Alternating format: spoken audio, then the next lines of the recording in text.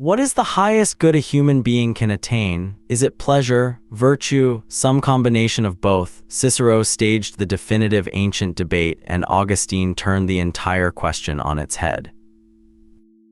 De Finibus Bonorum et Malorum, on the ends of good and evil, was written by Cicero in 45 BC during the final crisis of the Roman Republic.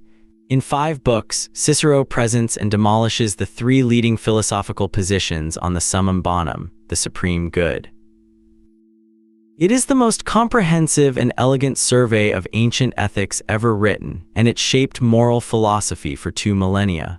Every philosophical school agreed that there must be a final end, a finis, at which all human action aims.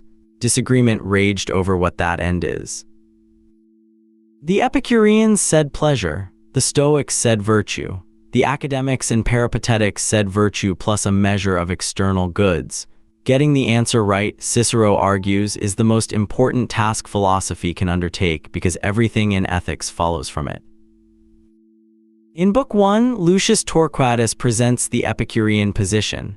The highest good is pleasure, hedon. All living creatures, from the moment of birth, pursue pleasure and avoid pain. This is the natural standard, but Epicurus did not mean crude sensual indulgence. The truest pleasure is the absence of pain, a state of tranquil contentment called ataraxia. The wise person limits their desires, avoids political life, cultivates simple friendships, and achieves a peaceful, self-sufficient happiness. In Book 2, Cicero attacks. If pleasure is the highest good, then the greatest pleasures should produce the greatest good. But who would call the person consumed by physical pleasure good? Epicurus himself lived simply, so his philosophy contradicts itself. More devastatingly, Cicero argues that Epicurean hedonism cannot account for heroic virtue. Regulus returned to Carthage to face torture and death rather than break his oath. Epicureanism cannot explain why no calculus of pleasure justifies such a choice. Only honor, independent of pleasure, can explain the noblest human actions. In Book 3, Marcus Cato presents the Stoic position with austere conviction. The only good is virtue, moral excellence. Health, wealth, reputation, these are preferred indifferents, worth choosing but not goods in themselves.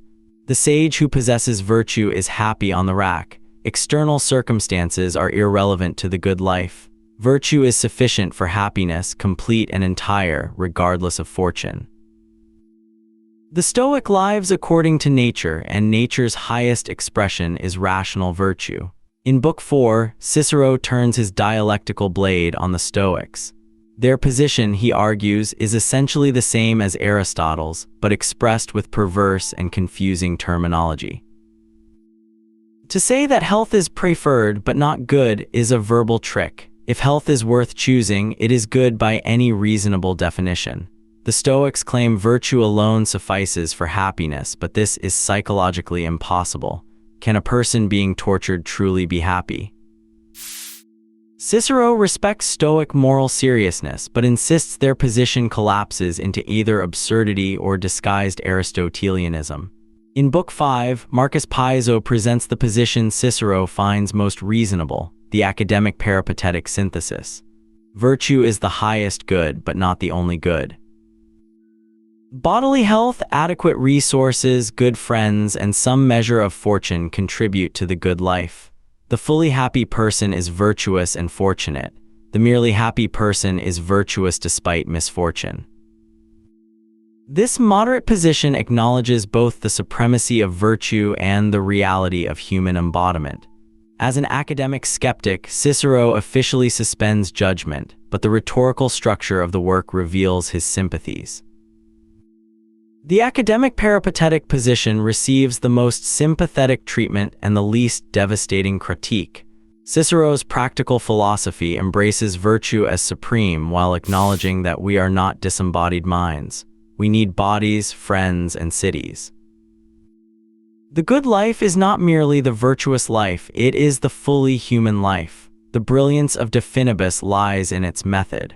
Rather than dogmatically asserting one position, Cicero lets each school present its best case, then subjects it to rigorous cross-examination. This dialectical method, inherited from Plato's Academy, forces the reader to think for themselves. No position escapes unscathed. Every theory of the good life has strengths and weaknesses. The reader must weigh the arguments and decide. Each school struggles to account for friendship. The Epicureans value friendship for the pleasure it brings, but this makes friendship instrumental, not genuine. The Stoics value friendship as an expression of virtue, but this makes the friend a mere occasion for moral exercise. The Peripatetics value friends for their own sake, because a friend is another self and loving another is part of what it means to flourish. Cicero's treatment of friendship in De Finibus prefigures his great dialogue Laelius de Amicitia. All three schools appeal to nature but mean different things by it. For Epicureans, nature tells us to pursue pleasure, even infants do so instinctively. For Stoics, nature tells us to live according to reason, our distinctive human capacity. For Peripatetics, nature tells us to develop all our capacities, physical, social, and intellectual, in harmonious balance. The concept of natural law that would become so important to Christian ethics begins here, in these competing interpretations of nature's moral authority. Augustine of Hippo encountered Cicero's De Finibus and transformed its central question. In City of God XIX, Augustine argues that every ancient school failed to identify the supreme good because none knew the true God. The Epicureans were right that we desire happiness, but wrong that pleasure can provide it. The Stoics were right that virtue matters, but wrong that human virtue can be achieved by human effort alone. The Peripatetics were right that we need more than virtue, but wrong about what that more is. Augustine's answer to Cicero's question is devastatingly simple. The Summum Bonum is God himself, not virtue, not pleasure, not any combination of earthly goods, but union with the eternal, infinite, unchanging source of all goodness. You have made us for yourself, O Lord, and our hearts are restless until they rest in you. This is Augustine's answer to the question Cicero posed but could not solve. The ancient debate about the supreme good finds its resolution not in philosophy but in theology. De Finibus was one of the most widely read philosophical texts in the Latin West. Ambrose knew it, Jerome cited it, Augustine engaged with it at length. Through these church fathers, Cicero's framework for ethical debate, the three schools, the concept of the summum bonum, the dialectical method of comparing positions, entered Christian moral theology. Even when Christians rejected Cicero's conclusions, they used his methods and his questions.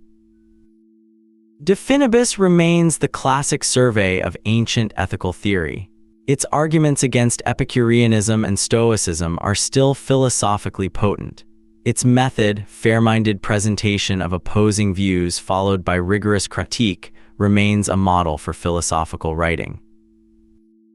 When Augustine asked what makes a life truly good, he was answering the question Cicero posed. When Aquinas systematized Christian ethics, he was building on a foundation Cicero laid. The debate about the highest good that Cicero staged in a Roman villa continues in every ethics seminar in the world today.